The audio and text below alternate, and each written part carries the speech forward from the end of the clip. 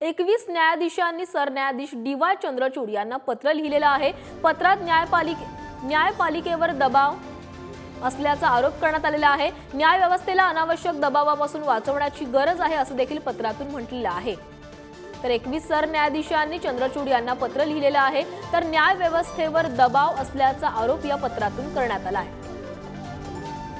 21 माजी सरन्यायाधीशांनी हे पत्र लिहिलेलं आहे। चंद्रचूड यांना हे पत्र लिहिण्यात आलेलं आहे। न्याय व्यवस्थेवर दबाव असल्याचा आरोप या पत्रातून करण्यात आलेला आहे आणि न्याय व्यवस्थेला अनावश्यक दबावापासून वाचवण्याची गरज असल्याचं देखील पत्रातून म्हणण्यात आलंय। 21 न्यायाधीश आणि सरन्यायाधीश चंद्रचूड यांना हे पत्र लिहिलेलं आहे।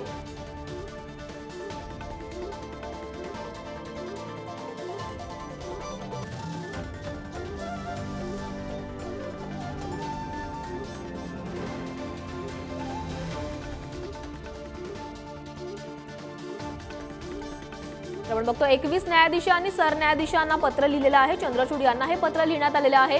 न्याय व्यवस्थेवर दबाव असून त्यांना या अनावश्यक दबावापासून वाचवण्याची गरज असल्याचं पत्रातून म्हणण्यात आलंय। याबाबत अधिक बोलण्यासाठी आमचे प्रतिनिधी शिवाजी काळे आपल्या सोबत जोडले गेले। शिवाजी, 21 न्यायाधीश आणि चंद्रचूड यांना हे पत्र लिहिलेलं आहे आणि न्याय व्यवस्थेवर दबाव असल्याचं देखील या पत्रातून म्हणण्यात आलेलं आहे। अधिकची काय माहिती आली समोर?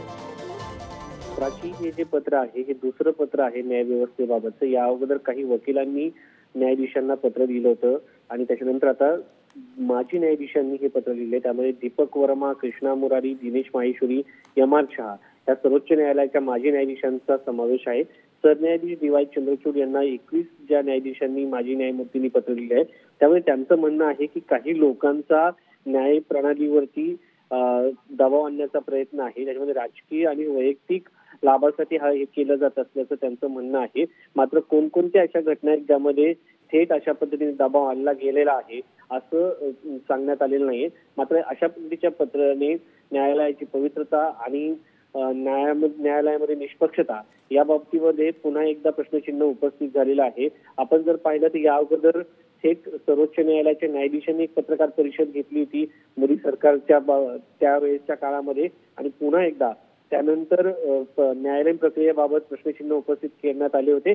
त्यानंतर थेट ॲडव्होकेटांचे अनेक ॲडव्होकेटनी पत्र लिहिले। त्याच्यानंतर आता माजी न्यायाधीशांचं पत्र येत आहे। त्यामुळे भारतीय न्याय प्रणालीमध्ये नक्की काय सुरू आहे असा प्रश्न या निमित्ताने उपस्थित केला जात आहे। धन्यवाद शिवाजी, तुम्ही दिलेल्या सविस्तर माहितीसाठी।